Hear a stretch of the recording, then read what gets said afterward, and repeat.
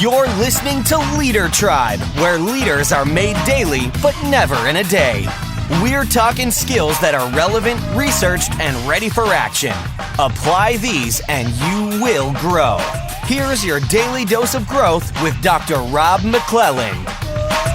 Hello, Leader Tribers. How in the world are you? I trust you're doing fantastic today. Hey, welcome to Transition Week. If you are experiencing a job transition or position transition, or maybe it's not you, but you know of somebody who's going through a job transition, our podcast this week, 4 podcasts, 5 to 7 minutes each, are made just for them. This is for people changing a position. What do you go through? How do you prepare? What's best case scenario? Those are all the things that we're talking about this week on Leader Tribe. Hey, we've got 5 to 7 minutes together. Buckle your seatbelts. Here we go. This research comes from Harvard Business Review. It was actually an article that was done for CEOs. So I went through, looked at the research, and I thought everything they mention isn't just about CEOs. Now, CEOs, if you're transitioning as a CEO, trust me, you've got some experience already out there in the job market. So these people might have more experience or have experienced more opportunities and transitions in their life. But ultimately, where the research came out, it applies to somebody who's transitioning from their very first job into their second job. And so all I had to do is pull back on the research, the part that specifically dealt with experience. Everything else applies. And so this is fantastic, researched, peer-reviewed information. Are you ready for this? 50% of all CEOs say that their new role was not what I expected. Okay, these are CEOs.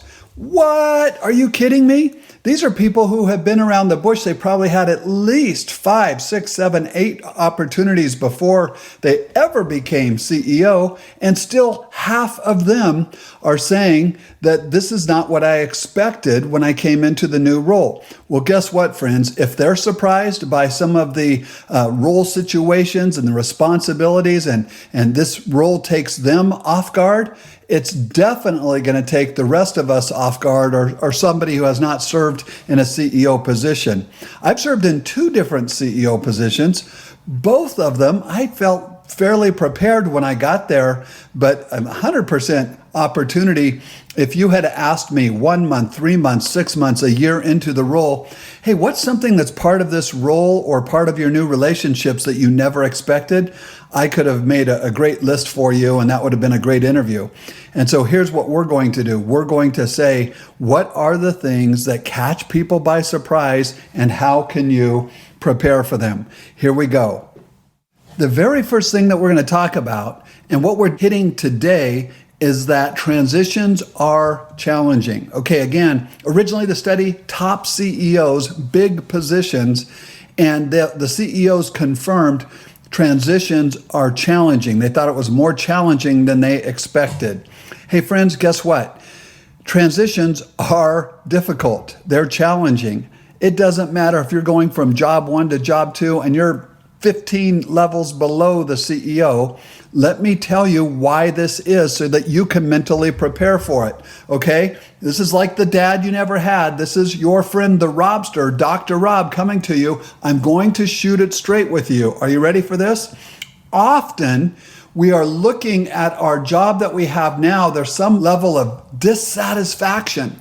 And as a result, we're looking for something new, hoping for something new. Now we've been hired by somebody new. There's a new opportunity. And so what we're really doing is there's a part of us that's sort of escaping from that old position. And when you're escaping from the old position, your energy, your focus has been, I want to get away from something there that is negative. Now you go into the new position, and you weren't just looking at the new position and saying, I want to do this because of the opportunity. You were spending some of your emotional energy and your mental energy avoiding the past or getting rid of negative parts of the past. And so you're not ready. All of a sudden, you find the future more challenging than you thought. Now, thankfully, I'm at the place where I can say my last 2 or 3 transitions, every one of them are jobs that I was deeply interested in. I really wanted that new position, or I was so thankful for the opportunity. And not one of those did I look back at the old position and say, you know what, I don't like my position now. I really want to find something new. I was satisfied or working hard, even if it wasn't a perfect fit. I was enjoying it. I was engaged in whatever I was doing, but the new position, new opportunity offered something that I just thought might have been a better fit, or gave me an opportunity to make more money. Although I'm not really somebody who's motivated by funds at this point in my life, I'm motivated by where can I bring my best? Where can I bring it? Where can we make this thing happen? But transitions are hard. They are difficult. So the first thing that you can do, if you are going through a tradition, I would encourage you to do this. Write it down. Things that I'm looking forward to getting away from. Okay, make a list. Things in the current position that I'm looking forward to putting behind me, going on to something new, and list everything you can. Don't just put 1 or 2 things. Write it out. Be specific. Spend some time on that. It's amazing what happens when you get it out on paper. All of a sudden, you're looking at this piece of paper going, my goodness, there were some things that I had kind of suppressed that were down in there that I hadn't really thought of or I hadn't thought through. Once you see all of that on paper, that's going to help you to get rid of that. Mentally, what you can do as a human being, animals don't get to do this, but mentally as a human being, you can choose to see something and then set it aside mentally. You can say, okay, that's going to be part of my past. Now, what are the challenges that I might expect going forward? And so you are going to have more challenges than you know. Forget just all the challenges of the new culture, the new network, the new passwords, the new people, the new rules, the new regulations, the new culture, the new friends, just trying to fit in, hoping people are going to like you, hoping you're going to like them. Those are all things that are going to take a ton of mental energy. And so you're going to find yourself more tired. And so when you get to the place where it's time for a transition, prepare yourself. Prepare yourself. Why? Because it is going to be challenging. Hey, there's 3 things that we can do about that. We're going to look at each of them in depth over the next couple of days. Tomorrow, we're going to start off with how do you manage your energy in those new situations. Are you ready? Well, that will be tomorrow. Until then, much love. I'm out.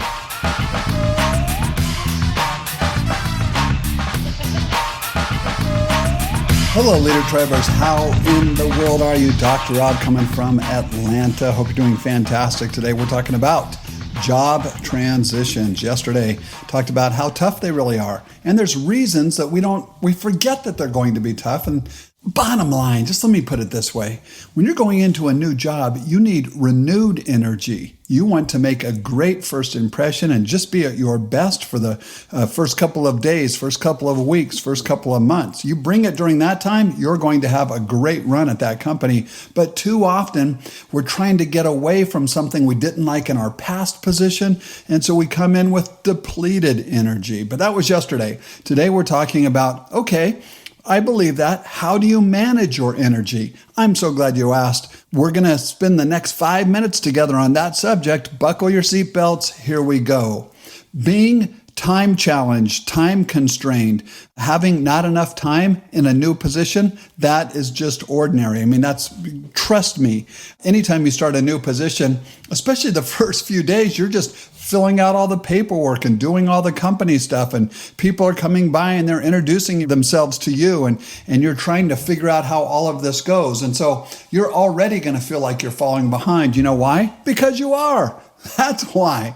And so since being time constrained is just a given, and even the people who have been around a long time, they understand that. So what can you do about it?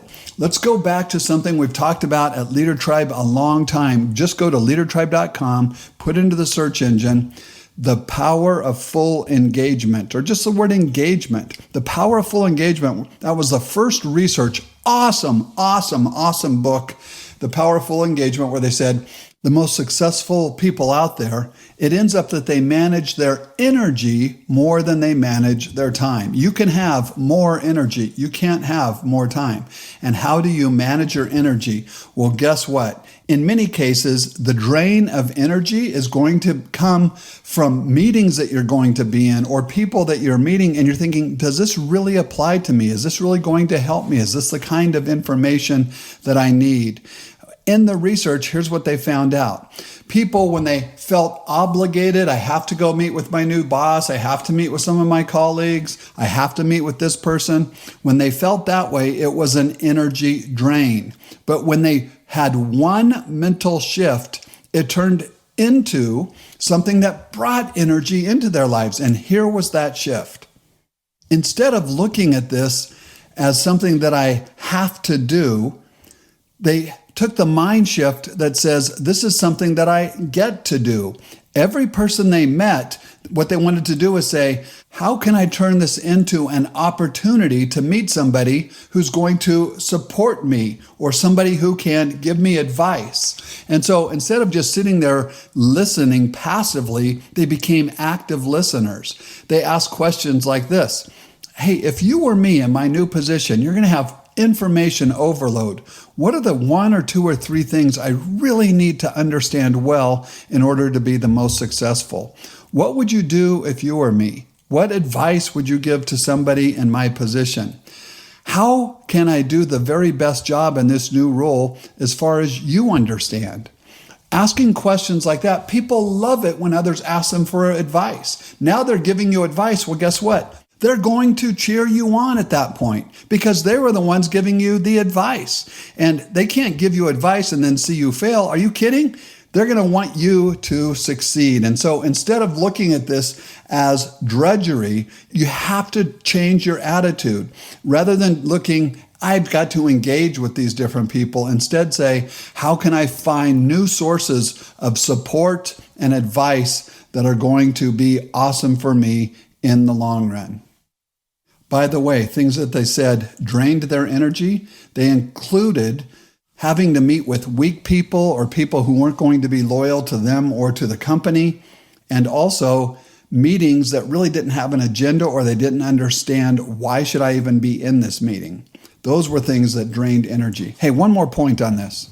The other thing that you can do to increase your energy or to have more energy, to see your energy not get drained away as much, is find out who your support team is. Asking questions like this. If I need help in X area, who do I go to for support on that?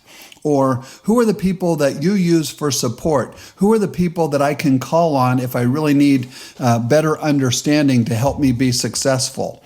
And then whatever names are given, I would go and see those people right away. I would go and make new relationships with them. I would go say, hello. Hi, Mary. My name's Rob. I'm the new guy. How in the world are you? Actually, I would say that. Most people want it, but how are you doing today? Good. Hey, I understand you're the person who can support me in XYZ area. Is that accurate? Okay. Yeah, I really appreciate that. What are a few of the mistakes that people like me tend to make in those areas? And then hey, Mary, can I ask you one more question? Yeah. What are a few other areas that you see people who are new here not excelling at that you could just give them a little bit of advice and it would go better for them? I don't know. I try to remember. But when everything is coming back to me, I feel as if my memory is paralyzed. Great. Okay. Hey, Mary, I'm going to call on you again. Thank you so much. That's what I would do. I would go meet those people, ask them for their best advice right up front, and then say, would you do me a favor? In the next day or two, you'll probably think of 2 or 3 other things that, you know what, if I was a new person, I really wish I would have known. When you think about things like that, Mary, would you just drop me a quick email and say, hey, Rob, here's a couple other things to think about? I would really appreciate it. Thank you so much. And then go on with life. You've just done some networking. You've got to meet some cool people. You're going to have better people who are willing to help you because you were proactive and went out and got the help you need. That, friends, is how you manage your energy. Tomorrow, which relationships are going to be the most important? We're going to talk about that. Until then, much love. I'm out.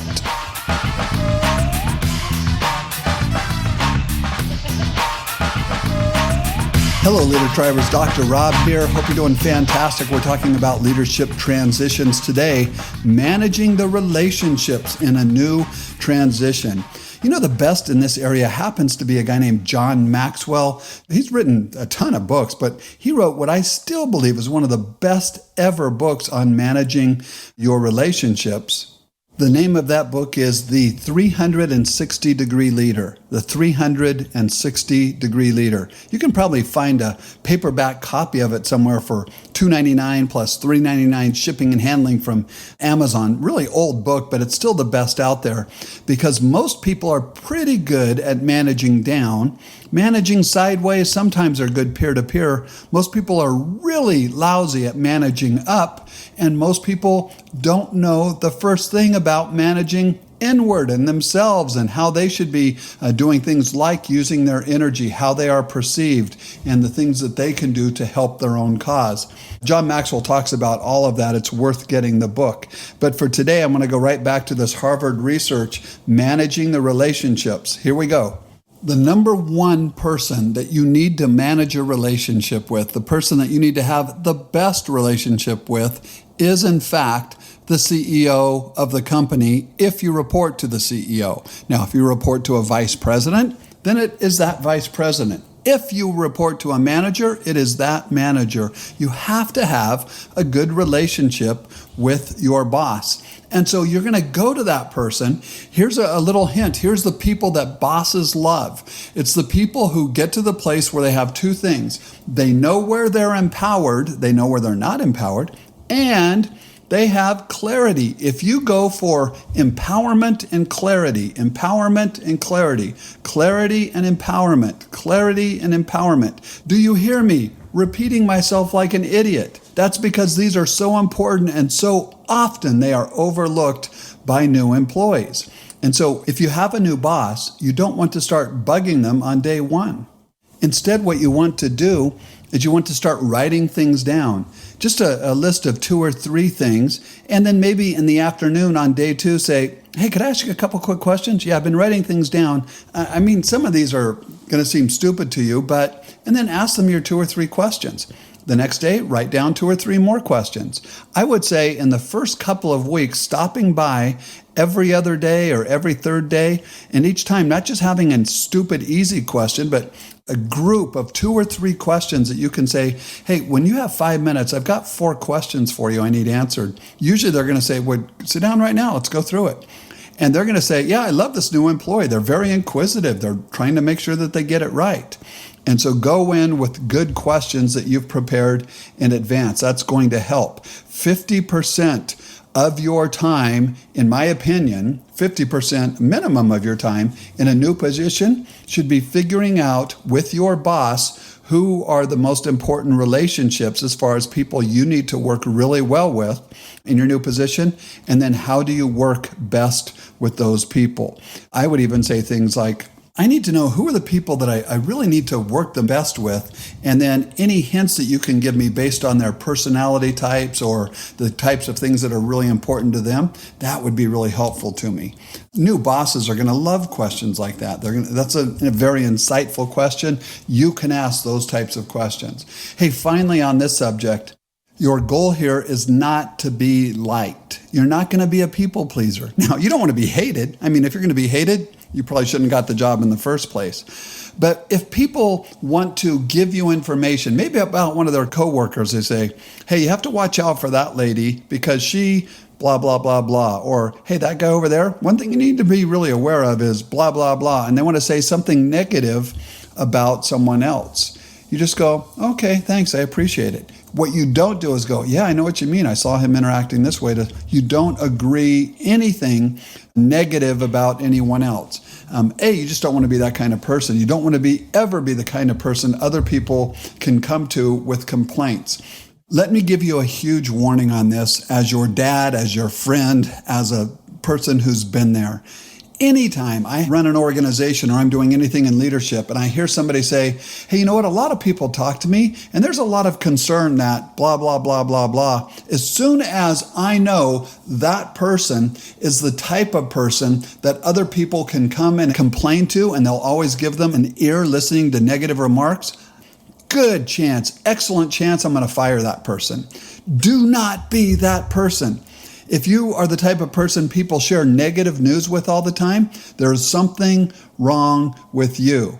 All you have to do to end that on day one, if somebody says, hey, did you hear about Bill? He did something that's really stupid. He did blah, blah, blah. And you're like, really? Wow, that's kind of sad. Well, what did Bill say to you when you talked to him about it? And they'll go like, well, I just heard it from someone else. I didn't talk to him about it. And they say, well, if you want to talk to him about it, I'll go with you. And guess what they won't do? They won't come and complain to you anymore because they know you're not the type of person who's going to put up with that kind of nonsense. So friends, you have to manage your relationships. Boss relationship is going to be paramount, but do not be the type of negative Neil or negative Nancy that people can come and complain about. If you have people who are underneath you and you're the new boss, I've talked about that before, both in blogs and at Leader Tribe, and so you can find that information there. But tomorrow, we're moving on, the last on this subject, and here's what that is. How do you manage the information that you need? Which information is absolutely critical when you're starting a new position? That's tomorrow. Until then, much love. I'm out.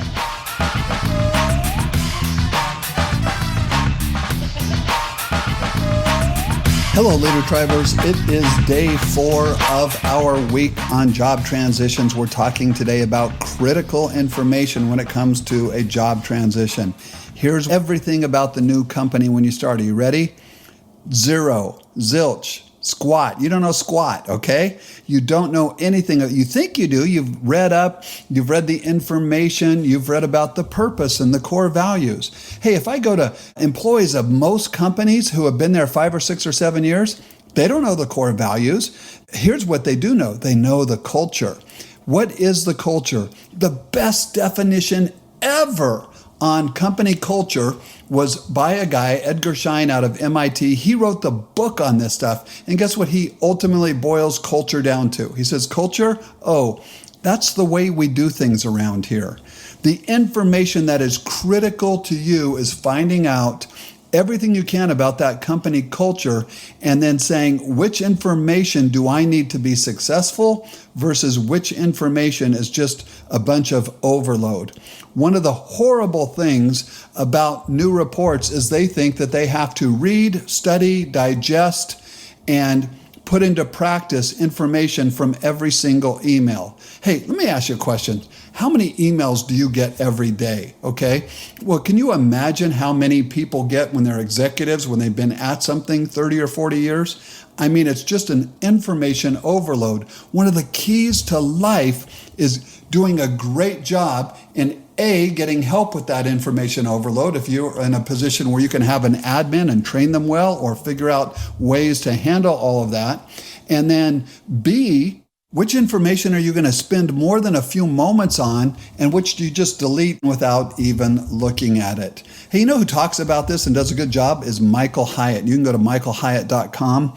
It's just like it sounds, HYATT, michaelhyatt.com, and just put into the search engine email or information overload or anything like that. He's done a great job. So I've learned a lot from him in this area. A couple of things I want to share with you today.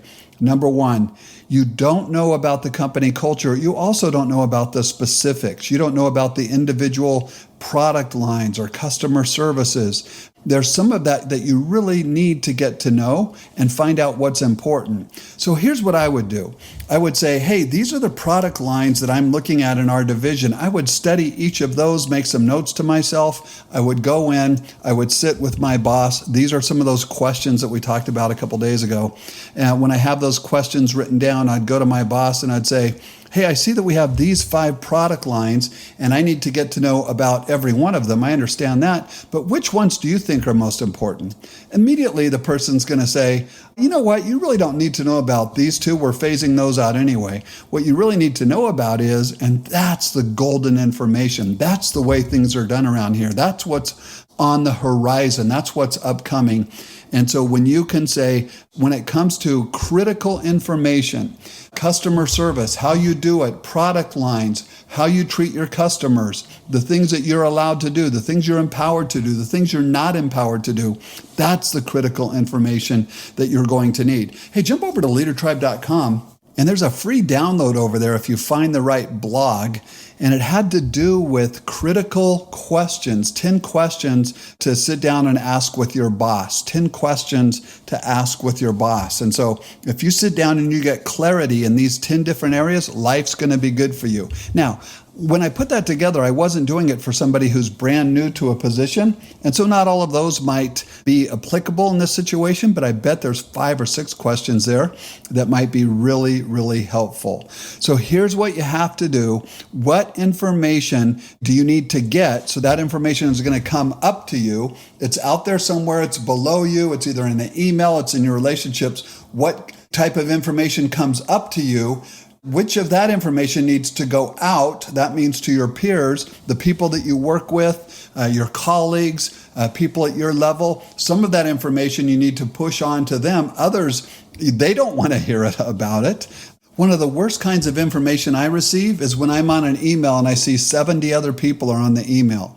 When I get those, I think it's probably not important if they just chose to send out a super bulk email. I'll usually read the title of it, read the first line and the last line, or the first paragraph and the last paragraph. That's a little trick that we use as executives. You'll learn everything you really need to know about that. And so which information do I push out to others, and then which information do I push up? And again, all you have to do is ask your boss, say, hey, when I come across different kinds of information, what types of information would you like to know about, or what types of things would you like me to push up to you rather than just handle myself?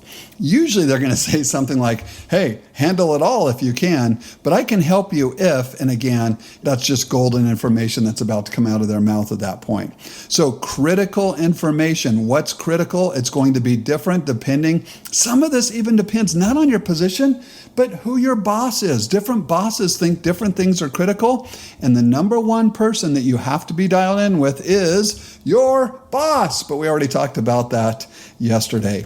Okay, Leader Tribers, that's it for this week. We talked about job transitions and that they are tough. 3 things that you can do to handle that challenge. Number 1 is managing your energy. How do you do that? We talked about that on Tuesday. Number 2 was, in fact, managing the relationships. And then number 3 is managing the critical information. Which information becomes critical, which doesn't. Do you have questions about this? I've written different things, your first 100 days and little articles, and anything that I can do to be helpful. Hit me up anytime, rob@leadertribe.com. That's Rob, R-O-B, at leadertribe.com, and I will look forward to serving you. Hey, until next time, much love. I'm out. Thanks for joining us on this episode of the Leader Tribe Podcast. For all the free bonuses and growth articles, join the tribe. It's free. Just head on over to leadertribe.com to sign up, and we'll see you tomorrow for another daily dose of growth.